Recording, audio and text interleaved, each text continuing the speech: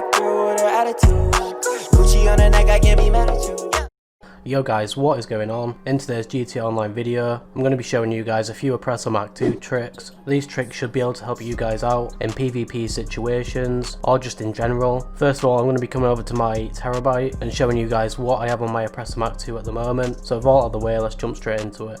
So now I've arrived at my terabyte, I'm just going to be walking over to my Mk2 Oppressor, then I'm going to get on my Oppressor and then press right on the D-pad to access a specialised vehicle workshop. Only the Oppressor Mk2 can be accessed through this. For my Oppressor Mk2's armour, I do have the 100% armour upgrade. I think with every vehicle I have in the game, I do actually have this upgrade. I think it's essential. One of the big options here is the countermeasures, and for the countermeasures I do like to use Chaff. Although you only get 10 uses of this Chaff, I think it's very effective. I will be showing you guys an example of this in a minute, but what Chaff really does is it stops people locking onto you for like 2 seconds or something, which is a huge amount of time. In that time it allows you to like turn or even just get in the right position to shoot them back. So overall very good. All the other upgrades are just self-explanatory. They're literally just like the max upgrades. They're just the typical stuff really. For the weapons, you do want to actually use the homing launcher missiles or the homing missiles, whatever they are. I have used the explosive cannons, I think it is, but they don't live up to what they are. With the homing missiles as well, I think they're the best missiles in the game for like tracking, other than the Chernobog. I'm pretty sure they are.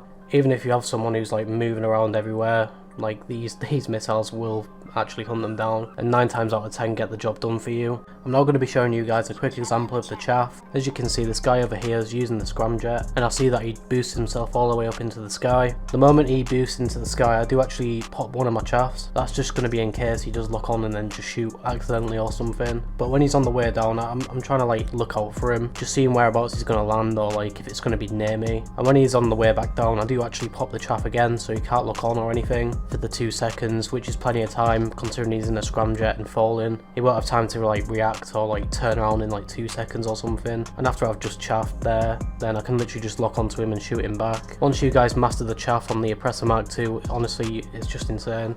Not many people can actually kill you then. And if you come up against other Oppressor Mk2s, make sure you chaff before them. Sometimes it can be quite hard though, because if you chaff too early, then you might be exposed if you don't shoot straight away back at them. But if you chaff too late and they've already locked on, then you're kind of screwed there. You've got to find the right timing in between both of them, and then you'll be able to lock onto them and they can't get you. I recommend if you do use Chaff though, be more aggressive on the Oppressor Mk2 towards other people. I mean, if you're going after anyone obviously, and then make sure to chaff before you actually get to someone. That seems to work best for me. I am going to be now moving on to the other tip. I am now going to be showing you guys how you can go a little bit faster on the Mk2. With this little tip, you will be able to go about 130 miles per hour, which is the speed you would normally get on the Oppressor Mk2 whilst on the ground. But with this little trick, you can actually fly it at 130 miles per hour in the sky. As you can see, the normal speed of the Oppressor Mk2 in the sky is around 108 miles per hour. Now I'm just going to hit this little trick, and as you can see, it goes all the way up to 130. Now to actually do this little trick, it's very easy and simple. All that you have to do on the Oppressor Mk2 is hold the handbrake button. All this is going to do is tuck in your wings on the Oppressor Mk2 when you hold the handbrake button down. You're just going to make sure you hold it guys, and then you will be able to go 130 miles per hour whilst in the sky. Also, another cool thing about this is that if you're going straight up as well, you do get around 127 miles per hour, which is only like 3 miles per hour less than it would be normally. So you can get some height really quickly with this. So here we are, we're in third person now, and as you can see my wings are still out at the moment. So I'm just going to fly the Oppressor Mk2 through the city, and then I'm going to hold the handbrake button at some point, which in turn is going to tuck away my wings. Sometimes you can notice the speed boost, especially if you haven't actually done this before and you've been riding the Oppressor Mk2 as you normally would. So it's definitely worth doing this guys, especially if like you grind in a business or something and you need to get back somewhere fast. Even if someone on the Mk2 is chasing you, if they don't know this trick and you do, then you've got an advantage straight away. I'm going to be showing you guys the last tip I have for the Oppressor Mk2. This might help some of you guys out in some way.